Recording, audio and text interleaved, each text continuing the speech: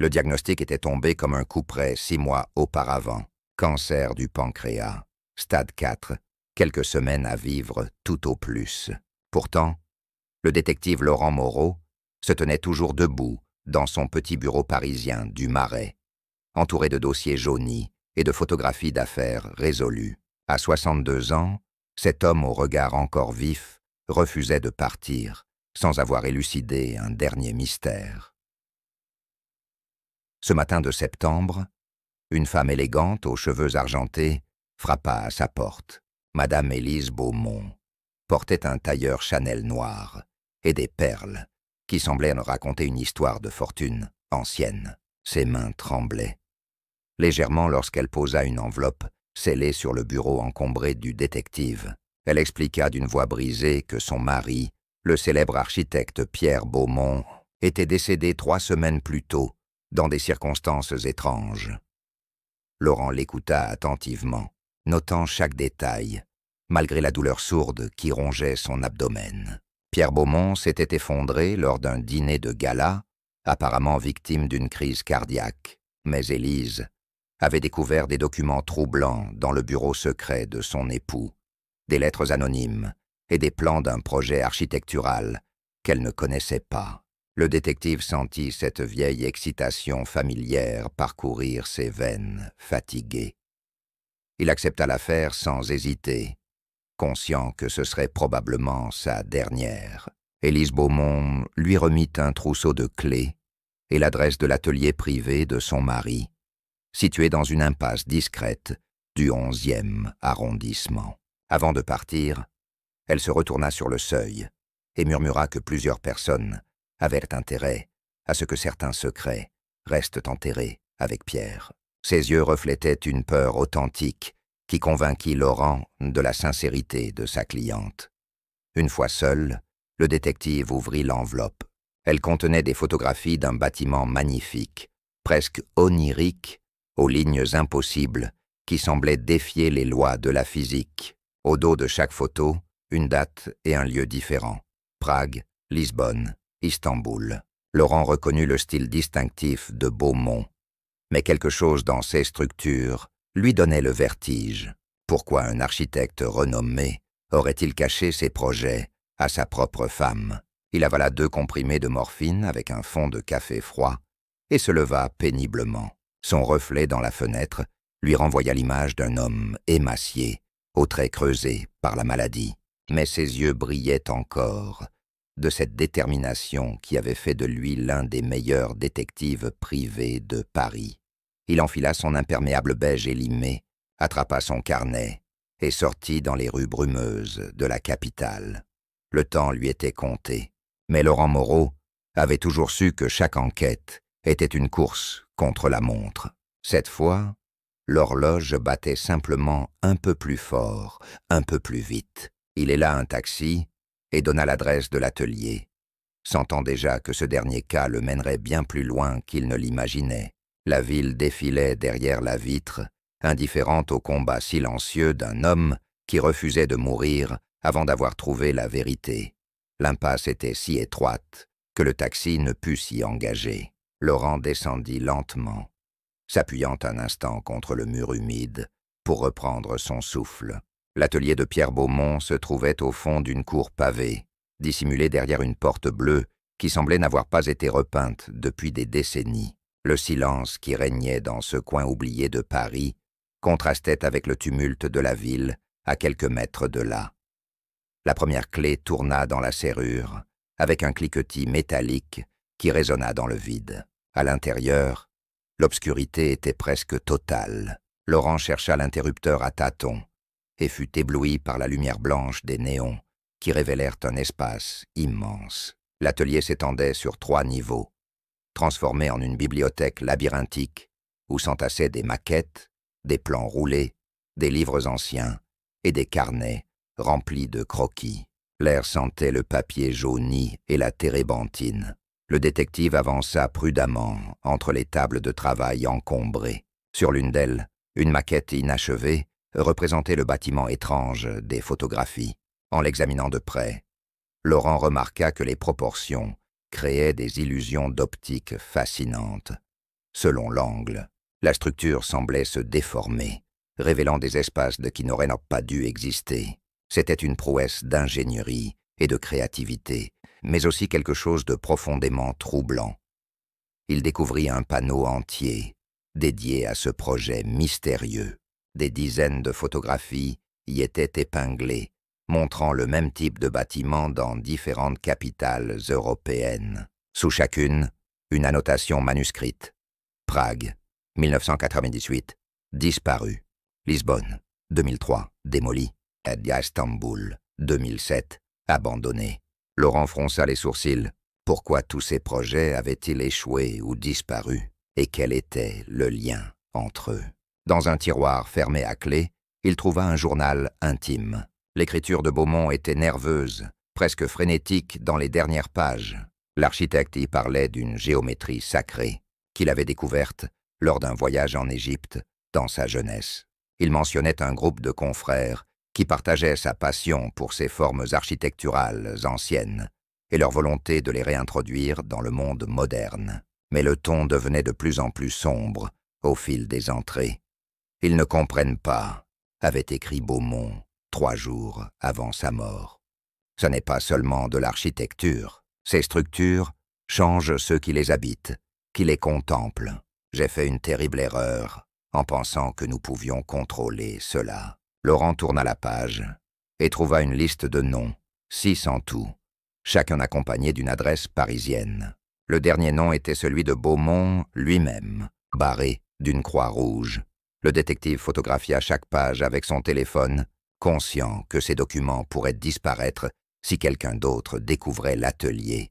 Il remarqua une carte de l'Europe épinglée au mur, avec des épingles rouges marquant les emplacements des bâtiments mystérieux. Un fil doré reliait toutes ces villes, formant un motif géométrique parfait. Un pentagramme dont le centre se situait exactement à Paris, dans le 7e arrondissement. Laurent sentit un frisson parcourir son échine, malgré la chaleur étouffante de l'atelier. De retour à son bureau, Laurent épingla les photographies et les notes sur son grand tableau, en liège. La douleur s'intensifiait, mais il l'ignorait, concentré sur le puzzle qui prenait forme devant ses yeux. Les 6 noms du journal de Beaumont formaient un cercle d'architectes prestigieux, tous spécialisés dans des projets avant-gardistes. Il commença ses recherches sur Internet, ses doigts tapant lentement sur le clavier. Le premier nom, Antoine Dufresne, était un architecte marseillais qui s'était spécialisé dans la restauration de monuments historiques. Il était décédé l'année précédente dans un accident de voiture sur l'autoroute du Soleil. Le deuxième, Marguerite Vidal, avait été retrouvée morte dans son appartement lyonnais 6 mois auparavant, officiellement d'une overdose de somnifères. Laurent nota avec inquiétude que tous ces décès étaient survenus au cours des 18 derniers mois. Le troisième architecte, Thomas Garnier, était toujours vivant et exerçait à Bordeaux. Laurent décida de l'appeler immédiatement. La voix qui répondit était celle d'un homme méfiant, presque paranoïaque. Lorsque le détective mentionna le nom de Pierre Beaumont, un long silence s'installa. Finalement, Garnier accepta de le rencontrer, mais uniquement dans un lieu public, le lendemain après-midi, dans un café bondé des Champs-Élysées. Sa peur était palpable même à travers le combiné. Laurent passa la nuit à étudier les plans architecturaux qu'il avait photographiés. Les bâtiments conçus par ce groupe d'architectes partageaient tous des caractéristiques communes. Des angles impossibles, des proportions basées sur le nombre d'or et une utilisation obsessionnelle de la géométrie sacrée.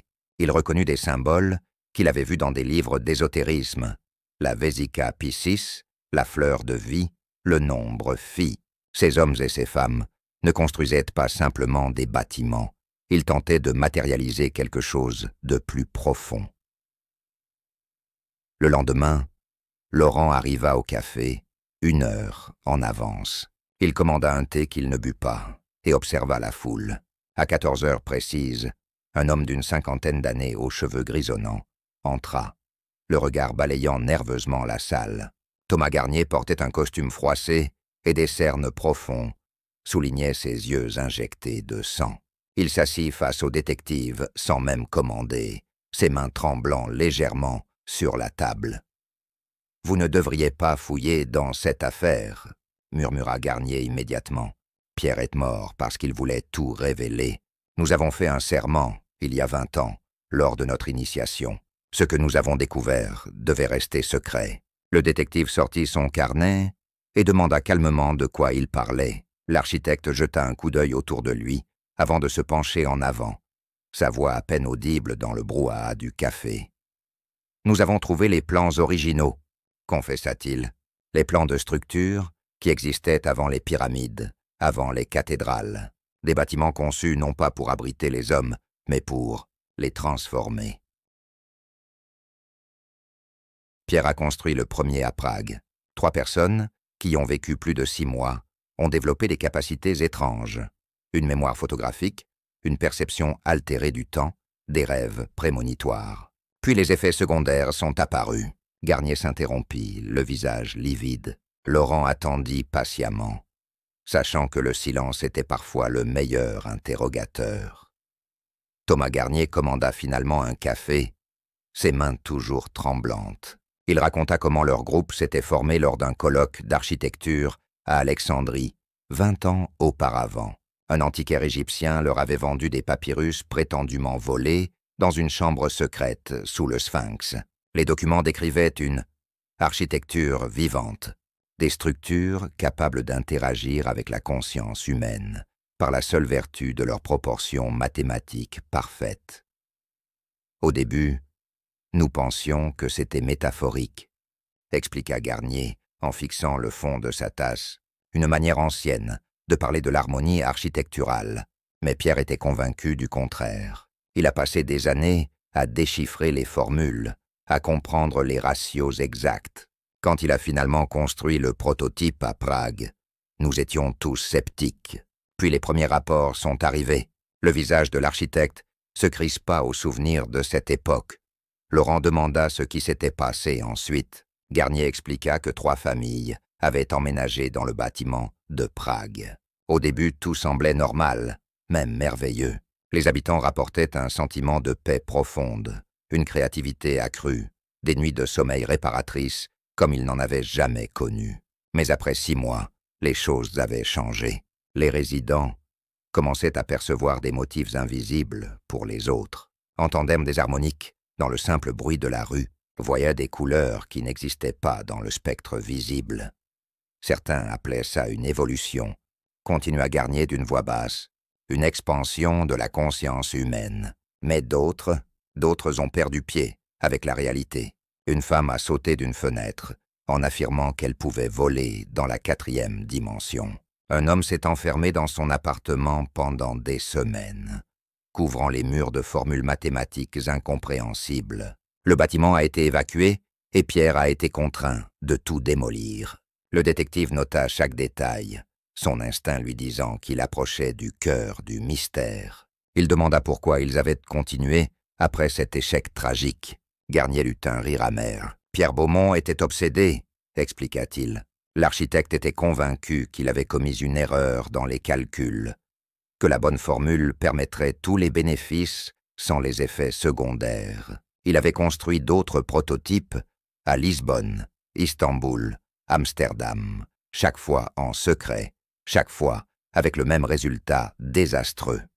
Et maintenant, il est mort, murmura Garnier en fixant Laurent d'un regard désespéré. Comme Antoine et Marguerite, nous pensions que personne ne savait, que nos secrets étaient bien gardés. Mais quelqu'un nous traque, un par un, quelqu'un qui sait ce que nous avons fait, et qui veut s'assurer que cette connaissance disparaisse avec nous. Il sortit une enveloppe de sa poche et la poussa vers le détective. Ceci expliquera tout. Pierre me l'a envoyé 2 jours avant sa mort. Il savait. Laurent ouvrit l'enveloppe et en sortit une photographie. Elle montrait un groupe de 6 architectes souriants devant les pyramides de Gizeh, jeunes et pleins d'espoir. Au dos, une adresse parisienne et une seule phrase écrite de la main de Beaumont. Le dernier prototype existe. Ne les laisse pas le détruire avant que tu l'aies vu. C'est ma rédemption. Le détective leva les yeux vers Garnier. Mais l'architecte se levait déjà, jetant des billets sur la table. « Je ne peux pas vous aider davantage. J'ai une famille.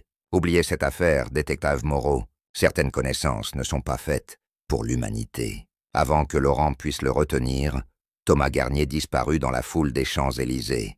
Le détective resta assis un long moment, tournant la photographie entre ses doigts. La douleur dans son abdomen lui rappela sa propre mortalité, mais paradoxalement, cela le libérait. Il n'avait plus rien à perdre.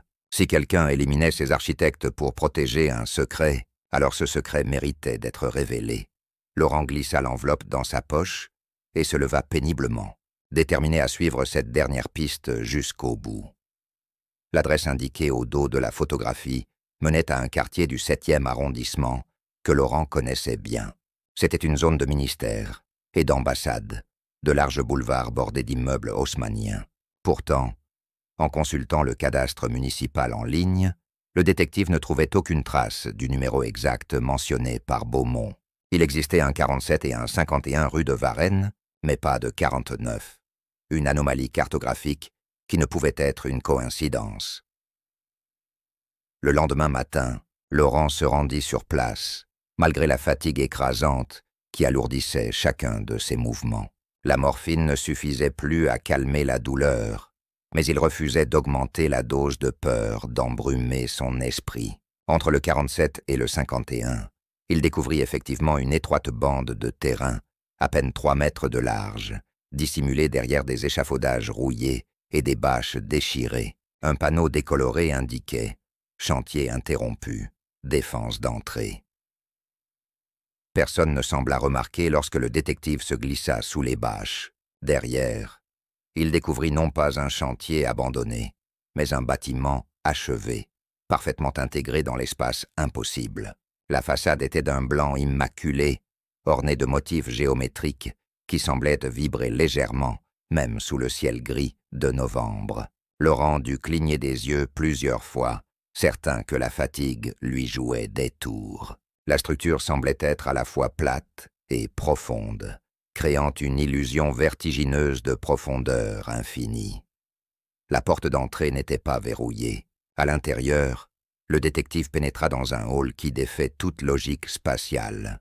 Les murs formèrent des angles qui n'auraient pas dû fonctionner, créant des perspectives impossibles. Le sol en marbre blanc était incrusté de lignes dorées, formant des motifs fractales, complexes. Laurent sentit immédiatement quelque chose changer dans sa perception. Les sons semblaient plus riches, les couleurs plus vibrantes, et il avait l'impression de pouvoir voir, légèrement, au-delà du spectre visible, une aura violacée tremblant au bord de sa vision.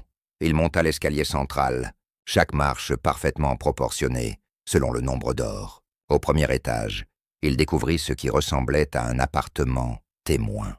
Le mobilier était minimal, mais élégant, disposé selon des principes qui créaient une harmonie presque surnaturelle. Laurent s'assit un instant sur un fauteuil et ressentit quelque chose d'extraordinaire. La douleur diminua, pas complètement, mais suffisamment pour qu'il puisse respirer profondément pour la première fois depuis des semaines.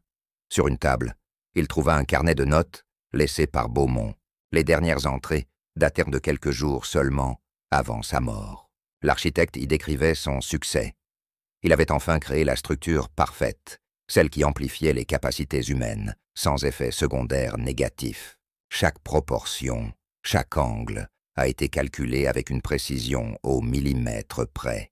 Écrivait-il, « Ce bâtiment n'est pas simplement un lieu d'habitation, c'est un instrument, un amplificateur de conscience. Ceux qui y vivent deviennent la meilleure version d'eux-mêmes. » Mais les dernières lignes du carnet révélaient une inquiétude croissante. Quelqu'un sait, j'ai reçu des appels anonymes me mettant en garde, des menaces voilées.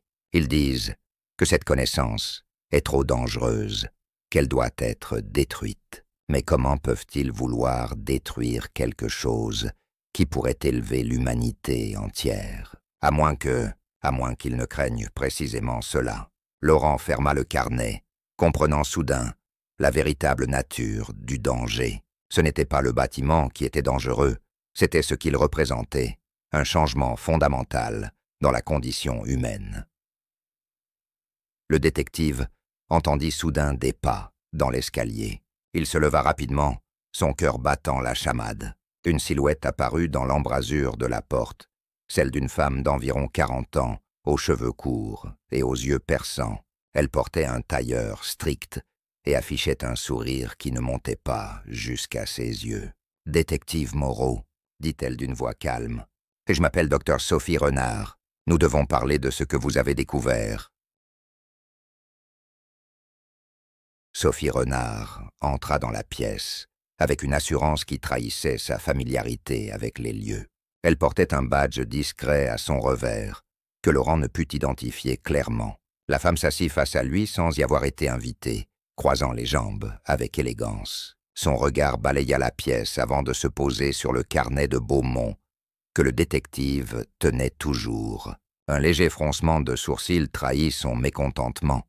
« Je représente un organisme gouvernemental dont vous n'avez jamais entendu parler, » et commença-t-elle sans préambule. « Nous surveillons les recherches recusas senses et découvertes, susceptibles de perturber l'équilibre social.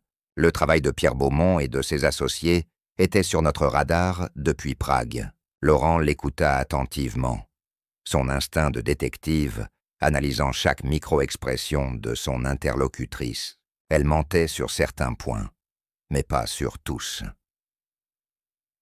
Dr Renard expliqua que le groupe d'architectes avait involontairement redécouvert une connaissance ancienne, une science perdue, qui permettait de manipuler la conscience humaine par l'environnement architectural. Les civilisations antiques, disait-elle, avaient compris ces principes et les avaient utilisés dans leurs temples et monuments.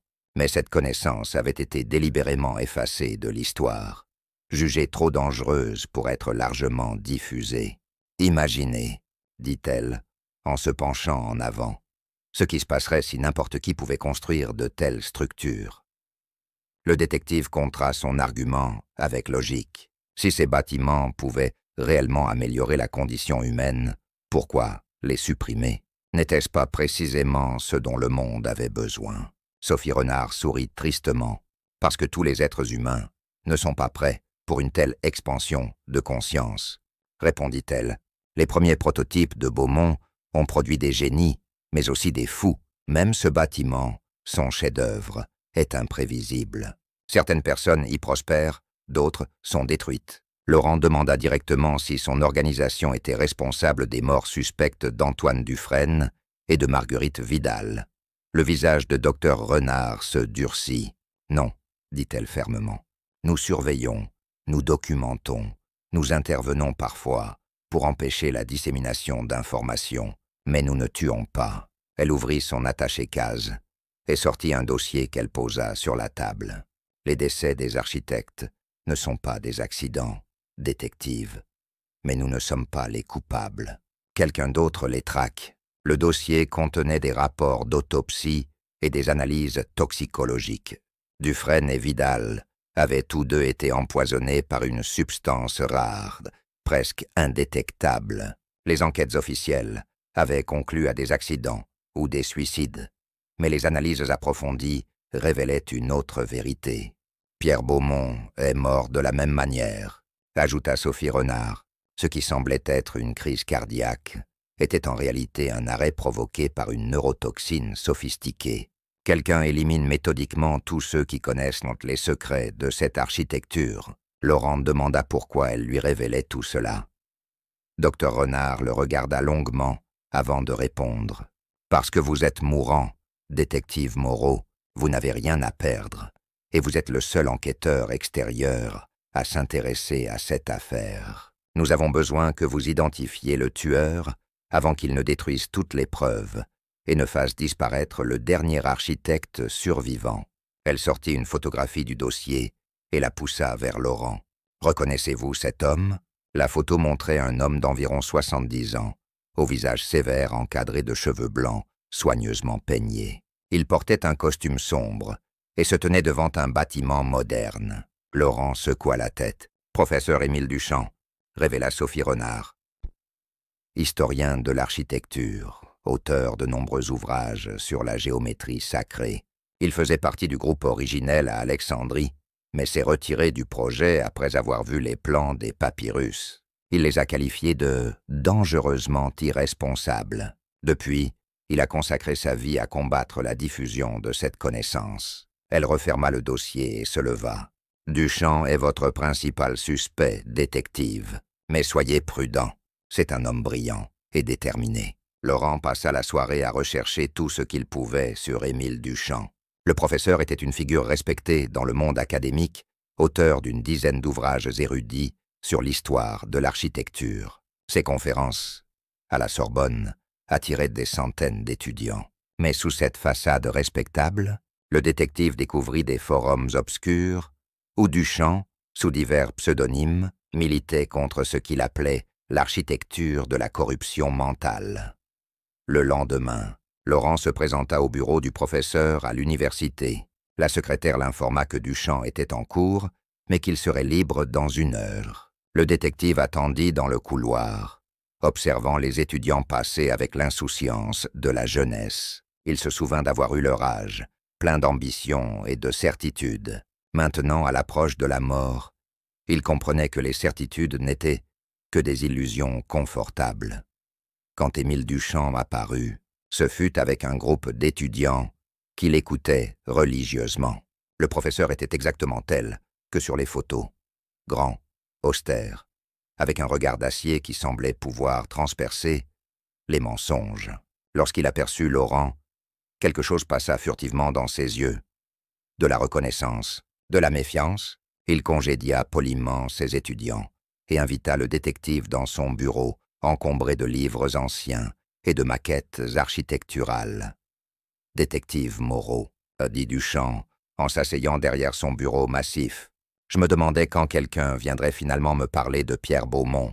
Il n'y avait aucune surprise dans sa voix, seulement une résignation fatiguée. Laurent décida d'être direct. Il demanda au professeur s'il avait tué ses anciens collègues. Duchamp ne s'y a même pas. « Non », répondit-il simplement. « Mais je ne les pleurerai pas non plus. » Il jouait avec des forces qu'il ne comprenait pas. Le professeur se leva et se dirigea vers une bibliothèque, d'où il sortit un vieux journal relié de cuir. Lorsque nous avons découvert ces papyrus à Alexandrie, j'étais aussi excité que les autres d'os, admit-il. L'idée qu'une architecture ancienne pouvait littéralement transformer la conscience humaine était fascinante. Mais j'ai fait ce que les autres n'ont pas fait. J'ai cherché pourquoi cette connaissance avait été perdue. Il ouvrit le journal à une page couverte d'écritures grecques anciennes. Duchamp expliqua qu'il avait passé des années à étudier les textes historiques, cherchant des mentions de ces structures mystérieuses. Il avait découvert des récits fragmentaires, des temples qui rendaient fous ceux qui y priaient, des palais abandonnés, parce que leurs habitants développaient des perceptions troublantes, des bibliothèques détruites, parce que leur simple géométrie changeait ceux qui y étudiaient. Chaque civilisation qui a maîtrisé cette connaissance l'a finalement supprimée, dit-il gravement, parce qu'elle divise l'humanité en 2 catégories, ceux qui évoluent et ceux qui sont détruits. Laurent demanda pourquoi le professeur n'avait pas simplement prévenu les autorités après Prague. Duchamp eut un rire amer. Les autorités, elles sont au courant depuis le début. Des organismes gouvernementaux comme celui que représente Dr Renard observent ces projets avec intérêt. Ils voient le potentiel militaire, économique. Imaginez des soldats avec une perception accrue, des scientifiques capables de résoudre des problèmes impossibles, des leaders dotés d'une intelligence surhumaine. Il ferma brutalement le journal. Non, détective, les autorités ne sont pas la solution. Elles font partie du problème. Le professeur se rassit et regarda Laurent droit dans les yeux. Si je voulais les tuer, détective, croyez-vous que j'aurais laissé des traces? Je suis un académicien, pas un assassin. Il marqua une pause. Mais je sais qui les tue. Et vous aussi, si vous réfléchissez bien. Qui a le plus à perdre si ces bâtiments deviennent publics? Qui a consacré sa vie à perfectionner cette technologie? Laurent fronça les sourcils, et soudain, la réponse lui apparut avec une clarté aveuglante. Le professeur hocha la tête lentement. Exactement. L'horloge indiquait 7 heures du matin, lorsque les équipes de démolition arrivèrent rue de Varennes. Élise Beaumont les accompagnait, supervisant personnellement la destruction de l'œuvre de toute une vie. Mais lorsqu'elle franchit les échafaudages, elle trouva Laurent Moreau et Thomas Garnier, qui l'attendaient, accompagnés de Dr Sophie Renard et d'une douzaine de journalistes armés de caméras. Le visage d'Élise se vida de ses couleurs lorsqu'elle comprit ce qui se passait. « Madame Beaumont, » commença Laurent, d'une voix forte et claire, « vous êtes accusée du meurtre d'Antoine Dufresne, Marguerite Vidal et Pierre Beaumont. » Les caméras tournaient, capturant chaque instant. Sophie Renard s'avança avec 2 agents de police qui passèrent les menottes à la mathématicienne. Mais avant qu'il ne l'emmène, Laurent s'approcha d'elle. « Vous pensiez protéger l'humanité en détruisant cette connaissance, » lui dit-il doucement, « mais vous la condamniez à répéter les mêmes erreurs. » Dans les jours qui suivirent, l'histoire fit la une de tous les médias internationaux. Le bâtiment de la rue de Varennes devint le sujet de débats passionnés entre scientifiques, philosophes, architectes et éthiciens. Des équipes de recherche du monde entier demandèrent l'autorisation de l'étudier. Le gouvernement français, sous la pression publique, décida de préserver la structure et d'en faire un laboratoire de recherche international sur l'architecture et la conscience. Thomas Garnier fut nommé directeur du projet, avec pour mission de développer des protocoles éthiques stricts. Laurent Moreau passa ses dernières semaines dans un petit appartement du bâtiment, offert par Garnier en remerciement. Les effets de la structure ne guérissaient pas son cancer, mais ils atténuaient considérablement la douleur et lui permettaient de garder l'esprit clair. Il passait ses journées à écrire un mémoire détaillé de l'affaire, documentant chaque aspect de l'enquête pour les générations futures. Des visiteurs venaient régulièrement le voir, des journalistes, des chercheurs, des étudiants fascinés par son histoire. Un après-midi de décembre, alors que la première neige de l'hiver tombait doucement sur Paris, le professeur Émile Duchamp rendit visite au détective. Les 2 hommes s'assirent, face à face, partageant un thé en silence pendant un long moment. « Vous avez pris un grand risque, » dit finalement Duchamp. « Rendre cette connaissance publique pourrait avoir des conséquences imprévisibles. » Laurent sourit faiblement. Ou cela pourrait être le début d'une nouvelle ère pour l'humanité. Personne ne peut le savoir avec certitude. Le professeur hocha lentement la tête. « J'ai passé ma vie à craindre cette découverte, » admit-il. « Mais peut-être avez-vous raison. Peut-être que la peur n'est pas la bonne réponse. » Il se leva pour partir, puis se retourna. « Pierre Beaumont aurait été fier de vous, détective Moreau. Vous avez fait ce qu'il voulait faire. Partagez le rêve. » Après le départ du professeur, Laurent resta assis près de la fenêtre, regardant la neige transformer Paris en une ville de contes de fées. Les semaines devinrent des jours. La santé de Laurent déclinait inexorablement, mais son esprit restait remarquablement lucide jusqu'à la fin. Il acheva son mémoire la veille de sa mort, le confiant à Thomas Garnier avec des instructions précises pour sa publication. Cette nuit-là, il rêva du groupe d'architectes jeunes et pleins d'espoir devant les pyramides de Gizeh. Pierre Beaumont, souriant largement, ignorant encore le prix que coûterait leur découverte. Laurent Moreau s'éteignit paisiblement dans son sommeil, entouré par la géométrie sacrée qui avait occupé ses dernières pensées. Son corps fut découvert le lendemain matin par Thomas Garnier, une expression sereine sur le visage. Sur la table de chevet, le détective avait laissé une note manuscrite. La vérité mérite toujours d'être révélée, même quand elle est dangereuse. C'est ce qui nous sépare de l'obscurantisme. Merci pour ce dernier cas. LM.